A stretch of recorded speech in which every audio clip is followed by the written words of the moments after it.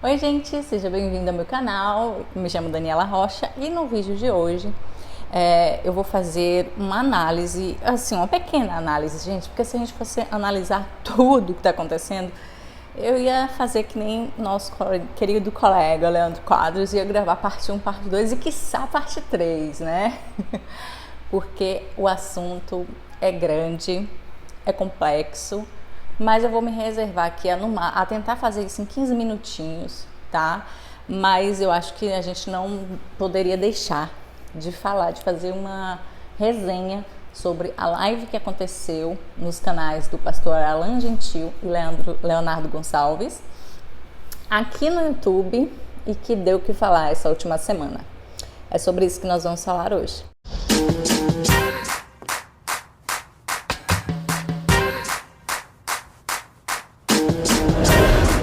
Assim que eu assisti a live ao vivo, online, enquanto estava acontecendo, e depois assisti novamente, né, para poder construir aqui esse vídeo. Eu acho que é prudente que a gente realmente, de fato, se debruce no conteúdo, assista, reassista, antes de emitir qualquer valor de opinião, né, seja positivo ou negativo, até para construir embasadamente os argumentos, correto? Bem, eu assisti, como eu falei, no momento em que a live estava acontecendo, mas eu queria falar, antes de falar propriamente da live, eu queria falar um pouquinho o que já estava acontecendo antes da live, né? Assim que foram anunciados os cards de que haveria esse diálogo extra, né, do projeto do pastor Alan Gentil, eu queria até explicar um pouco, né, para quem não acompanha, tá meio, ai, sei lá, tô boiando, Daniela, me explica aí que bagulho é esse. Olha só, o Alan Gentil é um pastor adventista e ele tá fazendo um mestrado, eu acho, ou seria um doutorado? Fiquei em dúvida agora, acho que é um mestrado lá na Itália, tá? E ele tá fazendo esse mestrado, alguma coisa relacionada à religião, direitos humanos e sociedade, acho que é isso. E dentro desse projeto dele, desse mestrado, ele criou um projeto, que é um projeto de diálogos, que ele chama Diálogos RDS. E ele sempre que vai fazer uma live, ele traz pessoas assim interessantíssimas para dialogar. Sempre que ele vai fazer a live, ele sempre explica no início esse seu projeto, que é pro TCC dele, né? Pro trabalho de conclusão de curso, desse curso que ele faz de mestrado lá na Itália. Então ele sempre traz um teórico, que eu não vou lembrar agora, mas aí ele explica o modelo de diálogo que ele vai conduzir a entrevista, a conversa, na verdade, e aí ele explica o que seria esse diálogo, que ele traz um conceito de diálogo dialogal, que é bastante interessante, eu já tinha visto essa palavra, esse conceito no meu curso de comunicação. Para quem não sabe, eu sou formada em comunicação, com produção de comunicação e cultura pela Universidade Federal da Bahia, com muito orgulho. E também iniciei o curso de jornalismo, né, pela Universidade Federal de Sergipe, porém essa eu não concluí porque eu tive que me mudar para São Paulo, mas quem sabe um dia a gente volta. Eu gosto muito de estudar. Fecha aspas, né? E aí, gente, ele explica um pouquinho, mas parece que não adianta muito, né? Porque as pessoas cobram desse projeto dele coisas ao qual o projeto não se reserva a ser, entende? E aí é interessante a gente observar isso, como as pessoas elas não escutam, nesse caso elas não leem, né? Porque tá lá escrito o projeto, no início do vídeo ele fala, mas as pessoas elas querem ouvir o que elas querem ouvir da boca de outras pessoas. Eu acho relevante o seguinte, a gente deixar claro aqui que se você acha que o projeto dele não é legal, você tem todo o direito, não é obrigado a gostar de nada. Mas se você acha que devia ter outra conotação, cria você o seu conteúdo, cria você o seu projeto da forma que você acha que deveria ser. Vai ser muito mais produtivo do que você querer fazer do projeto de outra pessoa aquilo que você acha que deveria ser. Acho mais produtivo isso, né? Mas como eu ia falando, né?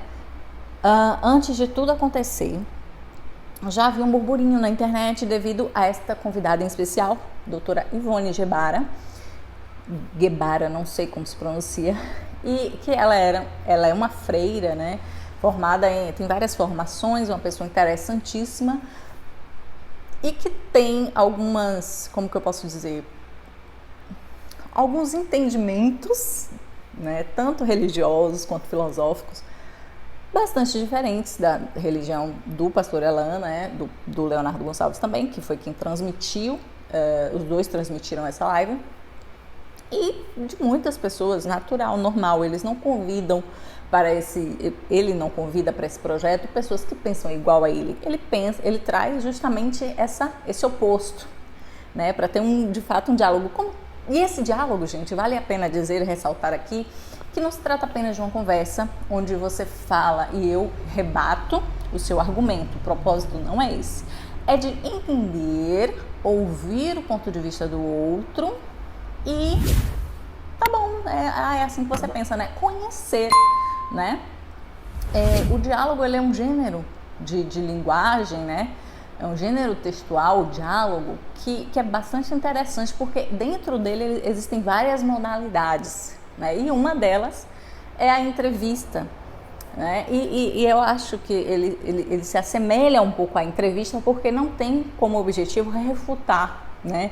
Mas de perguntar, ouvir a resposta da outra parte, sem julgamentos, sem rebater, sem coisas desse gênero, tá? É de fato para conhecer o pensamento do outro, entender como é que o outro entende o mundo.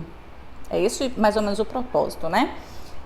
Enfim, pessoas começaram a refutar essa live dele, antes mesmo dela acontecer, já foram gravados vídeos que adivinhavam, né? Adivinhavam, crentes adivinhando é ótimo.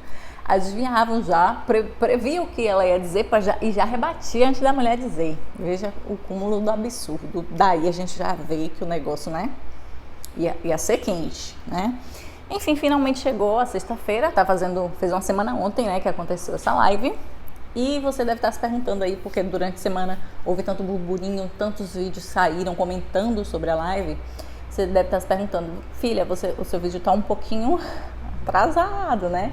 Mas é porque eu prefiro perder o hype da coisa, de quando a coisa aconteceu, principalmente quando são assuntos que não são, assim, do meu pleno conhecimento, porque eu gosto de ouvir, deglutir, digerir aquilo, buscar fontes. Poxa, por que ela falou isso? E aí eu busco esse conhecimento para depois ter uma opinião, né? Quando é uma coisa que eu já estudo, por exemplo, quando eu fiz aquele vídeo do Leandro Quadros, por exemplo, é uma temática que eu concluí, que eu fiz o meu TCC, né, conclusão de curso. É uma temática que eu, de fato, ando mergulhada, então eu falei com propriedade, eu não precisei de muitos dias para construir o roteiro, porque é algo que já estou mais familiarizada. Mas quando não é, eu gosto de estudar, né?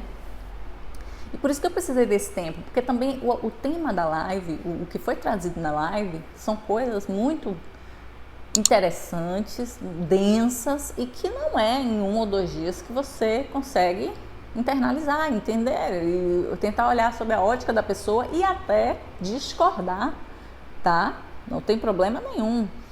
O que achei curioso é que tantas pessoas, de bate pronto, em 1 ou 2, depois de 1 ou 2 dias já tinha vídeo pronto, refutando de maneira assim tão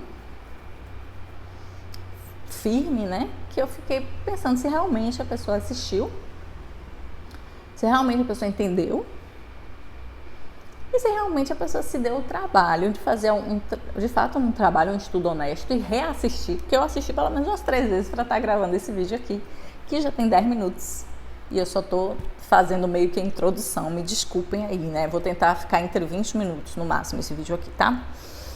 Então, dito isto, eu tô me colocando aqui totalmente contrária a esse tipo de pessoa que não se dá o trabalho de pelo menos tentar entender e dialogar de fato com as pessoas, né? Mas vamos lá, vamos aqui pro conteúdo, vamos fazer essa análise um pouco, tentar fazer essa análise aí do vídeo, que eu achei maravilhoso. A live para mim foi muito produtiva. Ela trouxe conceitos interessantíssimos, dos quais eu fui pesquisar, então só esse movimento que eu fiz, né, para mim já foi muito válido, porque eu gosto de estudar, Eu gosto de ler. Para quem não gosta, realmente foi uma perda de tempo, né? Porque não adianta assistir ou ouvir uma coisa dessa e não ir cavocar, entender, buscar mais conhecimento, mesmo que seja para discordar, tá? E eu não concordo com tudo que foi dito ali, né? Nem sou obrigada a isso, mas não é por isso que eu não vou conversar com alguém que pensa diferente de mim e não vou ouvi-la, né? Bem, ela já inicia, e muita gente trouxe essa questão, como se ela tivesse criticado o fato de um homem ter feito a abertura do projeto, né, da live ali. E na verdade ela não criticou o fato de Leonardo Gonçalves ter feito a abertura. Ela chamou atenção para um fato, né? Ela constatou um fato de que sempre, ou na maioria das vezes, né, o fato de existirem exceções não invalida-se a regra, é que uma mulher vai falar, ela precisa ser precedida por um homem, né, como se esse homem estivesse validando-a, né, ela estar ali por ela mesma não seria suficiente. É mais ou menos esse pensamento que ela traz, olha. E aí ela faz essa introdução, né? Sempre que falam da gente, sobre nossa perspectiva, não deixam-nos falar, né? Sempre precisa ter um homem para validar isso. E aí ela traz o exemplo, né, da live, que homens foram que fizeram a apresentação ali. Aí ela traz a questão da Bíblia, né, de que vários homens escreveram nela, e você não vê uma perspectiva feminina acerca ou delas mesmas ou das coisas que existem, né? Ela traz essa constatação porque, de fato, se você ler a Bíblia, se você olhar a Bíblia, os livros, você vai ver que a maioria deles, 99%, são escritos por homens. E aí, logo no início, a Moara, uma das meninas que estavam mediando a live, é interessante falar sobre isso, que a live foi moderada só por mulheres, onde várias mulheres perguntavam questões e a doutora Ivone respondia, né? Então daí a gente vai ver que não era um monólogo, como muitos estão alegando. A gente vê que essas pessoas não têm noção de gênero de texto, né? Elas não têm noção de dialéticas, elas não têm noção de nada, não sabem nem o que é um monólogo. Porque um monólogo é uma pessoa falando sozinha ou refletindo. Enfim, gente, vamos dar uma analisada aí sobre o que é monólogo para depois sair falando que aquilo foi um monólogo, porque de fato não foi, né? Só não houve refutação. O diálogo não precisa obrigatoriamente ter refutação, porque senão seria uma forma de debate, tá? Só para a gente ver que há várias formas de diálogo, entende? Não só aquele que você tem que debater. Voltando aqui, eu fiz algumas anotações, né? E aí a Moara, ela pergunta qual a necessidade de uma teologia feminista. Achei interessante, porque eu já tinha ouvido falar sobre a teologia feminista, mas ainda não tinha estudado fui dar uma olhadinha sobre o que seria. E é um movimento que as mulheres têm feito nas suas religiões, pode ser judaica, ou mesmo a muçulmana, ou a budista, ou cristã, de ler, né, a palavra e fazer isso sob a ótica feminina ou feminista, sobre o olhar da mulher acerca daqueles acontecimentos, né? E aí talvez você diga, mas não pode, não precisa, porque a Bíblia ela não tem um olhar ou daquele ou desse, mas tem. Eu ouvi um vídeo por aí comentando que não existe teologia branca, que é um outro termo que a doutora Guibara fala lá no seu vídeo. Existe teologia bíblica. Não é bem por aí, né? A gente sabe que a depender de por quem você foi colonizado, a questão por quem você foi colonizado, você vai ter uma perspectiva diferente do mundo e da história. Por exemplo, né?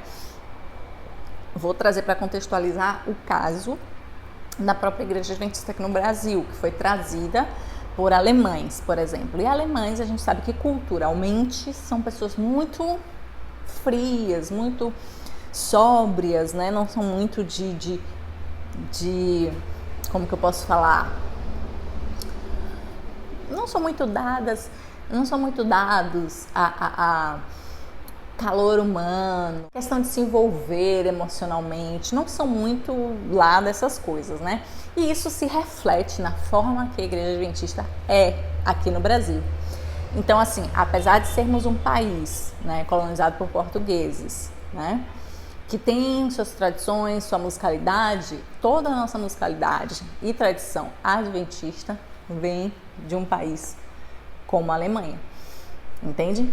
Que é tão firme e dura e séria. Então, óbvio que isso tem impacto na forma que nós enxergamos a religião dentro da nossa religião. Então, por isso que, quando se fala em teologia branca, está se falando na forma que essa teologia bíblica foi interpretada e entendida pelos homens. E como o homem branco foi predominantemente que dominou, né, vamos dizer assim, dominou o Ocidente, né, aqui as novas terras, descobrimentos e tal, a gente acaba tendo essa influência, esse olhar sobre a Bíblia, entende? Então, aí você talvez diga, mas não é verdade. É verdade, porque quando você vem para cá, na nossa religião, por exemplo, né, a dança ela não é assimilada ou permitida, o rir dentro da igreja é um pouco tabu, porque foi nos ensinado, né, que não, é um lugar sério, é aquela coisa de você entrar na igreja e ter uma atmosfera tão sacrossanta que você não pode sorrir, você não pode dançar, você precisa ficar ali muito estático para a adoração, né? E quando você vê, por exemplo, né, hoje que a gente tem aqui teólogos brasileiros que vão fazer trabalhos, por exemplo, na África, até a própria Igreja Adventista na África, hoje a igreja já entendeu isso, né, que não precisa combater a cultura do outro, porque a cultura ela é adaptável à religião, ou melhor, a religião é adaptável à cultura, ela já não castra essa forma de entender, né, a adoração. Ela não tira isso do africano. Então, por isso que você vai ver igrejas, né, na África, onde as pessoas continuam dançando, onde a cultura deles é respeitada, com o som que eles costumam ter, com os batuques, os instrumentos, entende? Porque isso aí já faz parte de uma teologia que a gente chama de decolonial, né? A teologia colonial, ela chegava no lugar, teologia colonial e branca, não à toa, porque foram os brancos que colonizaram, escravizaram, né? Precisa dar aula de história aqui? Então, essa teologia, ela chegava no lugar e desapropriava, destruía as culturas. Eu não estou falando de loucura, não. Estou falando de aula de história que, se você não faltou, você vai lembrar disso, né? Os católicos chegaram aqui, eles destruíram as religiões, tentaram destruir as religiões indígenas, as culturas africanas e religiões africanas também, para impor a deles, né? Pela força. A gente sabe disso, correto? Então, é por isso que entende-se a teologia branca. Ninguém está dizendo que está na Bíblia, que não sei o quê. É só a interpretação bíblica que é feita pelo histórico de dominação do homem branco na sociedade, principalmente no Ocidente. Precisa desenhar mais? Será? Não sei. Então, dentro dessa perspectiva, né, é que a gente vê, dessa perspectiva de leitura da Bíblia, que a gente vê a perpetuação do machismo dentro da igreja, porque não à toa, é uma questão da cultura também. Então, e a gente vê várias questões, e a teologia feminista, ela vem com esse intuito de analisar sob outra perspectiva que não a do homem branco, do colonizador, entendeu? Ou seja, né, você não tem que adorar sem dançar, sem uma manifestação corpórea, porque no Brasil nós somos pessoas que dançamos, e dançar não te diminui enquanto cristão e nem ofende a Deus, porque senão ele tinha feito todo mundo duro sem junta, né? Então, assim, são essas construções que a gente pode desmistificar e que não vai estar abalando a fé de ninguém, nem tirando o que é princípio, né? Aí a gente está separando o princípio do que de fato é princípio e daquilo que é tradição e tradição humana, né? Entender que na igreja não se pode dançar, ou que na igreja não se pode andar de calça, entrar de calça, é uma construção humana e não bíblica, entende?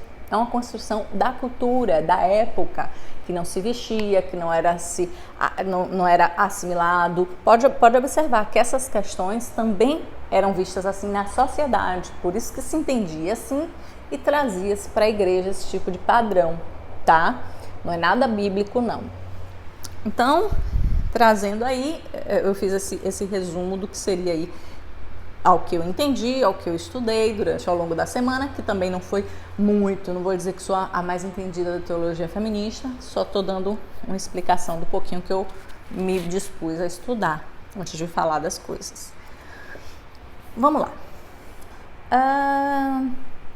E aí ela traz aqui que uma outra questão, que é o fato de muitas mulheres renegarem o feminismo, a sua importância, e aí ela traz a frase de Simone de Beauvoir, que a gente vê que é uma frase muito verdadeira, inclusive porque essa semana a gente pôde ver nas redes sociais mulheres engajadas no mundo cristão, né, fazendo suas considerações, muitas que talvez nem tenham assistido a live toda, mas ou até que tenham assistido, mas que já vão com aquele preconceito para assistir o conteúdo, e aí falar de maneira desnecessária sobre o tema, né? Aí a gente vê que, de fato,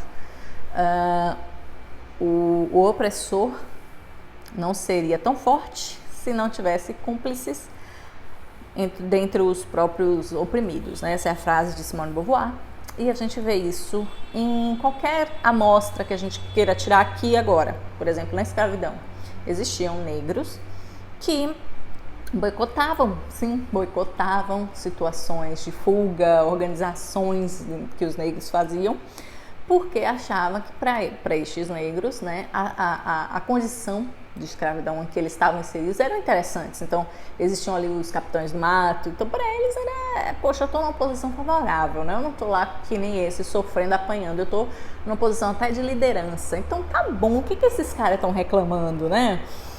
E aí, né, era um oprimido, mas que dava voz, né, reforçava o poder do opressor sobre os oprimidos, mesmo fazendo parte dos oprimidos. Isso é uma coisa que continua hoje, muitas mulheres, né, e por isso o machismo se perpetua e se fortalece em muitos aspectos, porque muitas mulheres dão um apoio, acham que realmente não, homens são superiores, mulher para ficar dentro de casa, bela que está do lar, e por aí vai.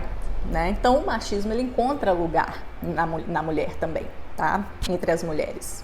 E aí muita gente despirocou quando ela também falou sobre a necessidade de teologia feminista, assim como a negra, indígena e etc. A partir do momento em que a teologia tradicional, que ela também chama teologia branca, que está posta aí, que a gente conhece, né? Ela, ao invés de abraçar a todos, ela segrega, não respeitando as culturas e as diferenças entre as pessoas. E aí eu vi um vídeo agora, eu não assisti nem todo porque eu não tenho paciência, mas e também não tinha interesse de fato em assistir esse conteúdo. Mas eu vi essa pessoa falando que não existe teologia branca, porque não sei o quê, porque essa teologia que a gente tem já abraça todo mundo. Infelizmente não é uma realidade.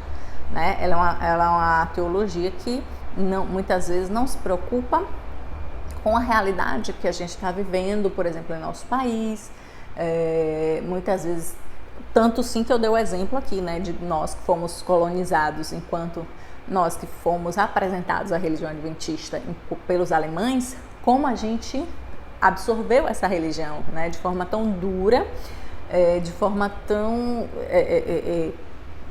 a ponto, inclusive, de demonizar instrumentos, né? Porque para os alemães eles demonizavam isso. E para nós, aqui para nossa cultura, são comuns, que poderiam estar presentes na nossa musicalidade e que são detonados, são desprezados, porque a gente não consegue absorver isso, né? Então a gente vê esse não respeito às culturas, às diferenças, e é por isso que a gente vê demonizando-se coisas que não é aquilo que você foi apresentado como correto, talvez, né? Eu achei muito interessante também um outro ponto aqui. Eu estou trazendo primeiro aí algumas concordâncias que eu fiz a partir do olhar que ela trouxe, tá? E o fato de existirem exceções não invalidam a regra.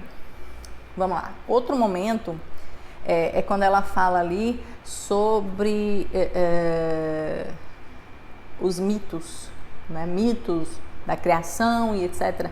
E engraçado, ontem, inclusive, o Leonardo Gonçalves, ele se pronunciou acerca de toda essa confusão e ele falou sobre essa questão. Vou deixar linkado aqui embaixo para quem quiser depois dar uma assistida no comentário dele acerca da live e de toda essa repercussão.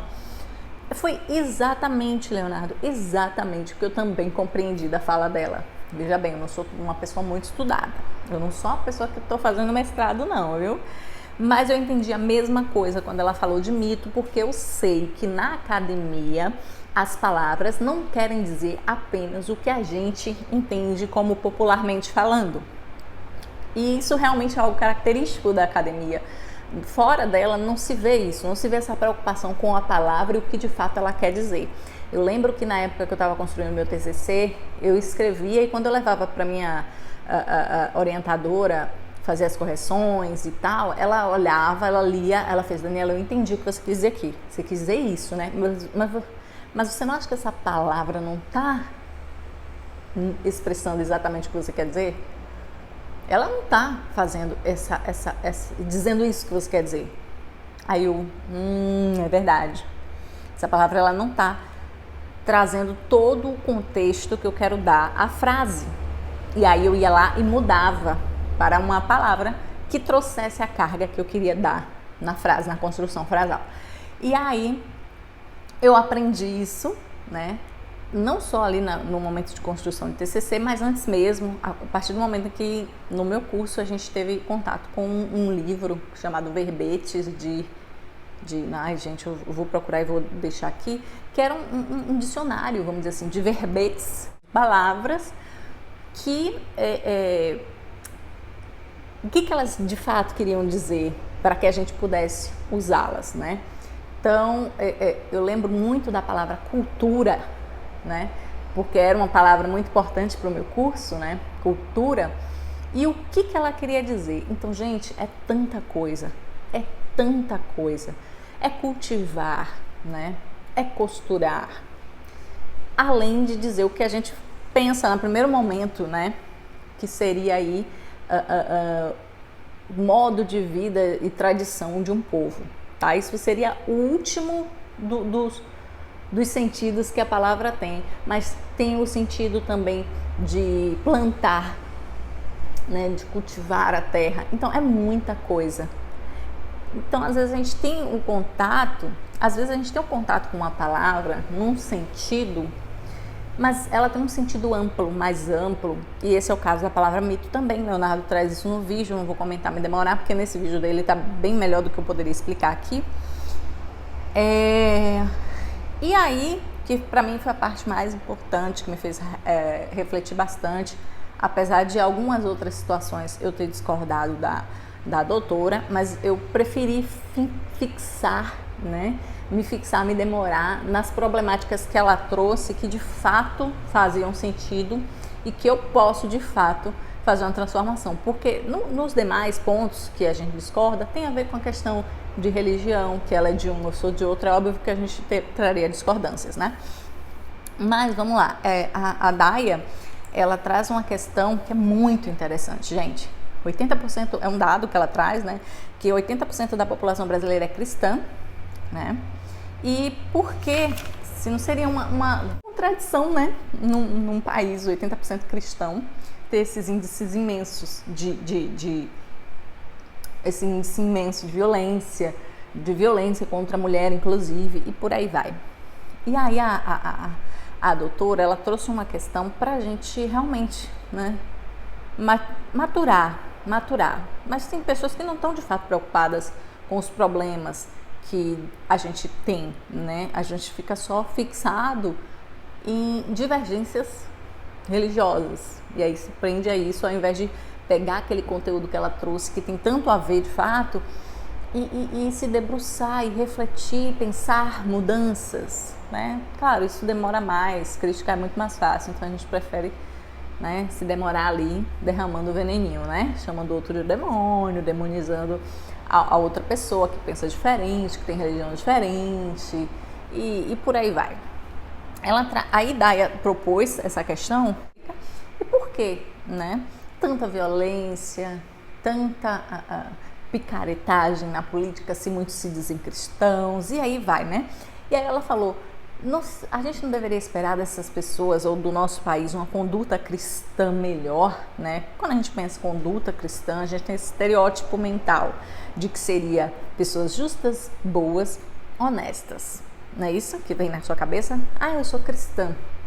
E aí ela trouxe uma situação que ela vivenciou enquanto trabalhou aqui no Nordeste, em Pernambuco, de que quando as pessoas queriam assim que você, por exemplo, desse um emprego, olha, eu sou cristã, como se isso fosse sinônimo de honestidade, de pessoa que vai trabalhar bem, que nananana. E eu estava pensando exatamente isso outro dia, né? Como eu falei, eu peguei um Uber recentemente e no capô do carro, né, na parte interna, ele tinha uma Bíblia.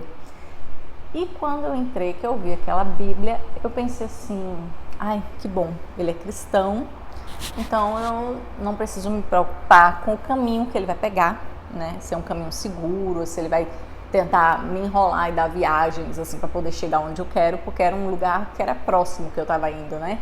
Então às vezes as pessoas gostam de enrolar para, enfim, ganhar mais, né? E ir pelo caminho mais difícil e tal. Aí eu pensei, ai, que bom, ele é cristão, não vai me levar por um caminho errado, nem nananana. E aí depois eu pensei, opa, já automaticamente vi corrigir o meu pensamento. Opa, será mesmo que por ele ser cristão ele não vai fazer isso? Será mesmo que eu posso confiar nele? Que eu posso achar que ele não vai me oferecer, quem sabe, um Boa Noite Cinderela e me desovar em qualquer canto? Será que eu posso mesmo pensar isso? Assim, né? A gente tem essa mania de, porque o outro é cristão, achar que a pessoa é ilibada, achar que a pessoa é uma pessoa correta, uma pessoa justa, uma pessoa que é um modelo, que segue o modelo de Cristo. E, infelizmente, essa não é a realidade. E por conta disso, de achar que essa é uma realidade, de estereotipar as pessoas, todo cristão é bom, todo muçulmano é mau, como ela traz como exemplo, né? Todo umbandista é mau, é que a gente acaba, muitas vezes, abrindo a guarda e sendo surpreendidos negativamente. Ou você nunca tomou na cara por um cristão, né? Ou você nunca foi traída por um namorado cristão, né? Ou por um marido cristão, ou por um amigo cristão que pediu dinheiro emprestado e nunca devolveu, né? Então há de se pensar, né, nessa possibilidade. E aí ela traz essa questão, né, que é um estereótipo de fato que a gente cria do cristão, mas se a gente for olhar na história, e aí ela traz essa história, quem foi que escravizou? Quem foi que matou nas cruzadas, na Inquisição? Foi o cristão, né? Então, assim, ela traz, ela diz o seguinte, olha, a conduta cristã não é uma conduta que a gente estereotipa, né? De justo, bom, etc. A conduta cristã é uma conduta de ser humano que somos. E eu achei fantástico que ela falou isso justamente no vídeo, onde os comentários que vieram depois da live, né? Incitados por aqueles que depois gravaram vídeos comentando a live, né? Os comentários retratam exatamente essa conduta cristã. Não a estereotipada que a gente tem, né? De que o cristão é justo, é bom, é uma pessoa íntegra, não sei o que, não sei o que. A conduta cristã que ela definiu como conduta de ser humanos que somos. Então, ela disse, né? 80% dos cristãos é diferente de 80% de pessoas boas. Não temos 80% de pessoas boas no Brasil, senão seríamos um país que a violência seria baixíssima, né? E é isso. E aí ela fala que religião é um rótulo também. Muita gente só se veste de religioso. Que demonizar o feminismo cristão é sim medo de perder o poder, e a gente vê que de fato quando após a repercussão, após o acontecimento da live, a gente vê a repercussão que isso teve, né, de maneira desnecessária, porque, por exemplo, se eu não concordo, eu poderia simplesmente ignorar. Todas essas pessoas que não concordavam com a live podiam ignorar. Gente, eu tava lá na live, no canal do Pastor Alan, tinha umas 250 pessoas. no máximo. No do Leonardo, eu fiquei até impressionada, porque o Leonardo parece que o canal dele tem mais de 1 milhão de pessoas, mas só tinha umas 300 e pouca. Sério mesmo. Aí o Leonardo disse que depois que terminou a live dele, que terminou essa live, ele disse que tinha uma média de 1.000 e poucas visualizações ali. Então, no dia seguinte, de fato, quando eu fui olhar de novo para assistir, porque eu queria fazer esse vídeo aqui, quando eu fui olhar tinha mais de 32 mil. Quando eu fui ler os comentários, era uma conduta cristã típica de um cristão brasileiro, né? Eu vou falar do cristão brasileiro porque eu não sei como são os cristãos americanos, não sei como é que os cristãos italianos se comportam sobre essas coisas, mas era um típico conduta cristã, então não sei de fato de onde a gente tirou que a conduta cristã é uma conduta perfeita. Infelizmente não é. Seria, no mundo ideal, seria, né? Mas na realidade a conduta cristã é como a Guevara falou, é uma conduta de ser humano que somos, nossas falhas, né? Nossos pecados aflorados, nossa maldade, nosso ser humano tóxico que somos. Resumindo aí, tá? Então ela diz que demonizar o feminismo cristão é medo de perder o poder. A gente vê que a maioria dos vídeos, se não todos os vídeos que eu vi no YouTube falando sobre essa live foram homens criticando. E eu só vi um post que eu me lembro assim de uma mulher cristã, apresentadora, que criticou, mas isso aí foi num post de Instagram, ela não se deu o trabalho de gravar um vídeo, né? Mas é interessante como os homens se dispõem a criticar aquilo que eles temem, né? Eles devem temer mesmo, né? Porque as mulheres estão aí para tomar o lugar de muitos homens medíocres, né? Por isso que eles não liberam que mulheres sejam pastoras, não sei o quê. Eles sabem que ao fim e ao cabo, como diria meu professor, temos mulheres muito mais capacitadas para exercerem as profissões que muitos homens medíocres temem perder. No mais, se vocês quiserem maiores informações, eu sugiro que você, por si só, ao invés de ler posts, ou assistir vídeos no YouTube antes de você falando sobre isso e você quiser tomar uma posição ou uma postura, antes de você fazer isso, assista a fonte, né? Se dê esse trabalho de assistir a fonte, assistir de fato a live, o que ela está falando, faça um esforço para se colocar no lugar do outro, entender o que o outro está falando, né? Porque às vezes a gente não quer, a gente quer assistir as coisas combativamente, né? Só para refutar. Tenta escutar, tenta entender o pensamento, ver se tem razão, se não tem razão, e vai buscar as fontes para embasar isso, o seu entendimento sobre isso, tá? Mas não fica apenas com o que eu falei nesse vídeo, ou o que o pastor A, B, C falou no vídeo dele, e aí às vezes as pessoas tomam as dores e aí vão comentar, tal, nem assistiu, às vezes vai assistir, vai até concordar com alguma coisa. Eu não estou dizendo com tudo, que ninguém é obrigado a concordar com tudo.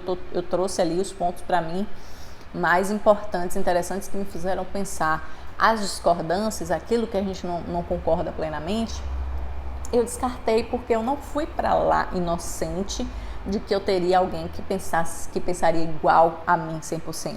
Eu tinha noção de que, principalmente pelas nossas diferenças religiosas, né, é óbvio que teríamos pontos inúmeros em discordância, mas eu fui ali entender o ponto de vista do outro e trazer aquilo que agregasse para a minha vida, para o meu conhecimento, sem julgamentos, sem a necessidade de querer evangelizar o outro pela força ou pela guerra. Deixa que isso o Espírito Santo faz no momento apropriado. Eu acho que tudo pode ser feito no tempo certo. E às vezes nem a palavra vai precisar ser usada, né? Eu não vou precisar falar. Muitas vezes o meu comportamento, minha forma de tratar o outro vai falar muito mais alto do que a minha voz. É isso que eu penso, que eu achei. Gostei da live. Traga mais pessoas assim, que vão me tirar da zona de conforto, porque essa semana eu estudei, viu, minha gente? Eu pesquisei. É muito bom, porque faz a gente crescer demais. Mas a maioria, infelizmente, das pessoas não estão acostumadas com coisas migalhadas, com coisa mastigada, porque fulano falou, o pastor falou, mas não foi estudar. Ah, fulaninho disse, mas não foi lá ver com seus próprios olhos e tirar suas próprias conclusões. Ah, mas porque se fulano, né? Fulano é uma pessoa ilibada, não, na aparência, né? Fulano é uma pessoa, Maria, homem de Deus. Se ele tá dizendo, é porque é. Ele pode saber de muita coisa e ter a opinião dele. Não significa que ela tem que ser a universal. Você também pode ser a sua e continuar sendo o homem de Deus, tá bom? Beijo. Até o próximo vídeo. Tchau. Se gostou, deixa seu like, comenta aqui embaixo que achou. Compartilha com a família. Até o próximo vídeo. Tchau.